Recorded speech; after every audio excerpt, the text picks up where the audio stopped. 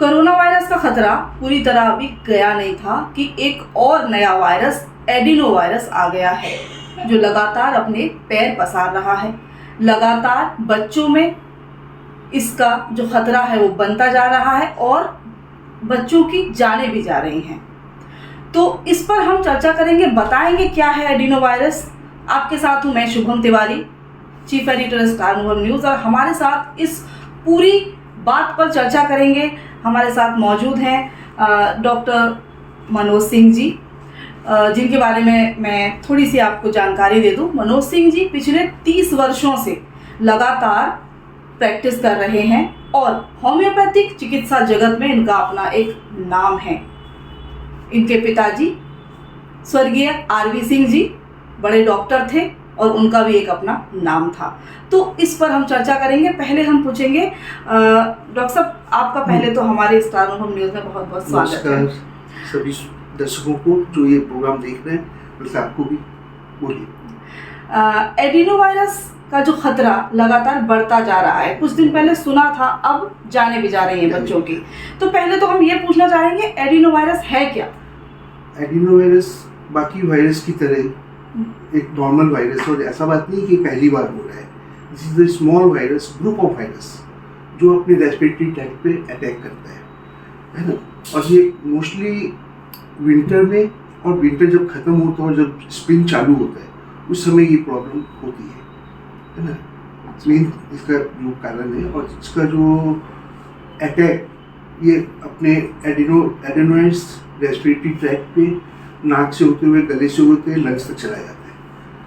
Sometimes इसका effect intestine पे भी होता है। लोगों को लूज मोशंस, बच्चों को लूज मोशंस, पेट में दर्द की भी शिकायत होती है। हाँ, ये चीज होती है कि एडिनो वायरस जो आया है, इसके लक्षण क्या क्या आएंगे, इसमें लक्षणों की पहचान कैसे होगी? शुरुआती लक्षण टेम्परेचर, बुखार, हाई टेम्परेचर 2-3 तक टेम्परेचर जाता है। गले में एक सोर थ्रोट, एक इरिटेशन, बच्चे हर समय लेटते ही खांसी चालू, बैठे रहेंगे तो हर समय गले में इस तरह का एक इरिटेशन वो, और साथ में फीवर के साथ एक बहुत कॉमन सिम्टम्स है इसमें कंजंक्टिवाइटिस, आँख जो है वो लाल हो जाती है। अच्छा। और साथ में समटाइम्स ये इंटेस्टाइन पे भी अटैक करता है। रेयरली ब्रेन पे और किडनी वगैरह पे इसका इफेक्ट रेयरली होता है, ऐसा बात नहीं कि नहीं होता है, लेकिन रेयर। माने ज्यादा जो बड़े लक्षण हैं वो कहे जाएंगे सर्दी खांसी और निमोनिया।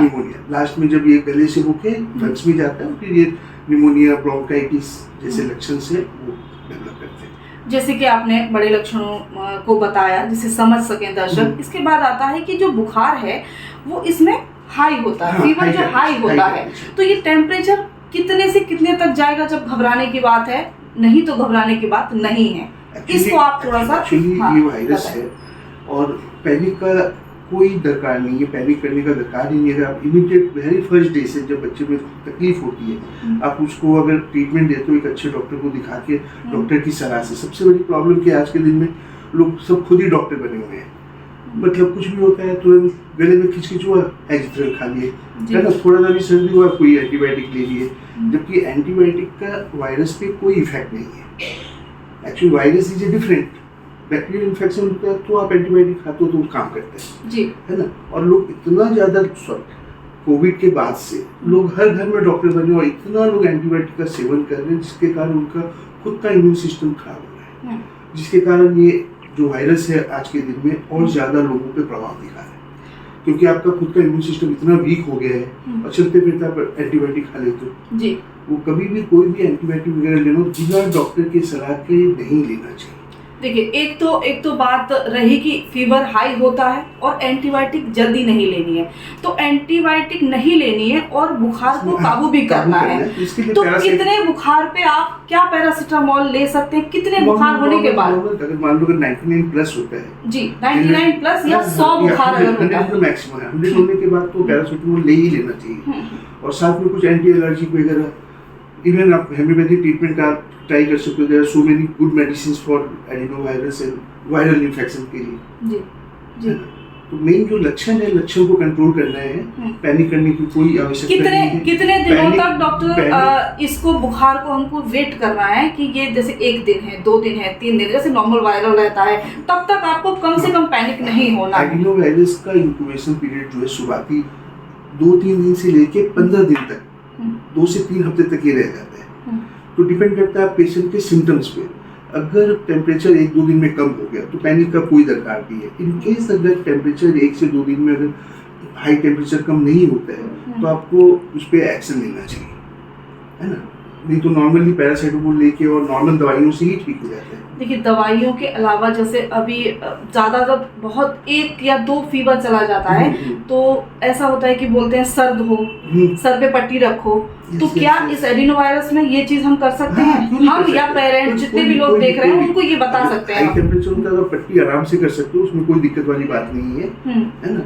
और गार्गल करा सकते हो, आप स्टीम ले सकते हो, उसमें कोई दिक्कत वाली बात नहीं। गार्गिल कर सकते हैं, पट्टी कर सकते हैं, जिस तरह से डॉक्टर आपको इस चीज़ों के बारे में जो बता रहे हैं। अगर एडिनो वायरस से आप भी पैनिक हो रहे हैं, आप भी घबरा जाते हैं जब बच्चे को बुखार आता है, जाहिर सी बात है, तो पैनिक ना हो, पैनिक ना करें, एकदम अच्छे से ट्रीटमेंट करें, हिम्मत से, कोई दिक्कत नहीं, कोई पैनिक। और ये थोड़े दिन की बात है, आप देखिएगा 5-7 दिन के अंदर ये कम होना चालू हो जाएगा और लोग जैसे कोविड को भूल गए उस तरह इसको भी भूल जाएंगे।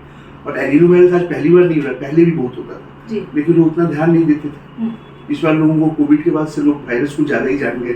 जी वही देख रहे हैं, लोगों में इस तरह से एक दहशत सी हो गई, जैसे बच्चे बीमार हुए और परेशानी वाली बात नहीं है। अगर ढंग से रहे और अगर नॉर्मल ट्रीटमेंट करे, कोई चिंता वाली बात नहीं। सामने होली है 1 दिन में ही, तो क्या प्रिकॉशन लें, कैसे मनाएं? क्योंकि आप इस समझ सकते हैं कि बड़े जो है कंट्रोल कर सकते हैं, लेकिन बड़ों से ज्यादा बच्चों का ये फेवरेट फेस्टिवल है, क्योंकि पानी और रंग बच्चों को बहुत पसंद है।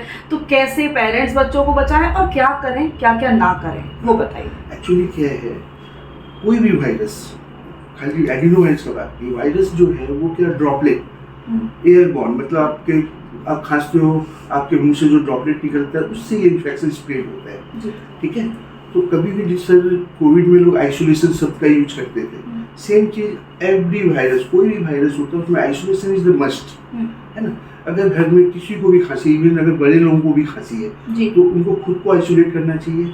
अगर आप कहीं भीड़ भड़के में जा रहे हो, देखो लोग मास्क भूल ही गए, लोग अब मतलब लगता है कि कभी था ही नहीं। अभी भी जब आप भीड़ में जाते हो या अगर कहीं खांसी होता है, आप एकदम मास्क यूज करो। घर में अगर किसी भी बच्चे को अगर सर्दी खांसी है, उसको आप अलग से उसको आइसोलेट रखो, वो आप करेंगे तो कोई दिक्कत वाली बात ही नहीं है। अगर नॉर्मल है तो आप होली भी खेलिए, पानी से भी खेलिए, कोई दिक्कत नहीं। अच्छा, एडिनो वायरस और नॉर्मल बुखार में क्या कोई अंतर कर पाएंगे इस वक्त? इस पर हाँ है, देखिए क्या होता है, जिस समय कोविड आया था उस समय कुछ भी होता था लोगों को कोविड ही दिखता था, ठीक है। बिल्कुल। अभी भी सेम चीज है। हमेशा जब भी चेंज ऑफ वेदर होता है, जब सीजन चेंज होता है, तो सर्दी खांसी बुखार जो कॉमन थिंग है ना। हाँ। लेकिन अभी क्या है कि जब अपने पेपर में या देखते हैं तो सबको पैनिक हो गया कि भाई एडिनो वायरस। नॉर्मल वायरस में भी गले में इरिटेशन होना, बुखार होना, और नॉर्मली वायरस लोग बोलते भी यार दवाई खाओ 2-3 दिन, नहीं खाओ 2-3 दिन, है ना।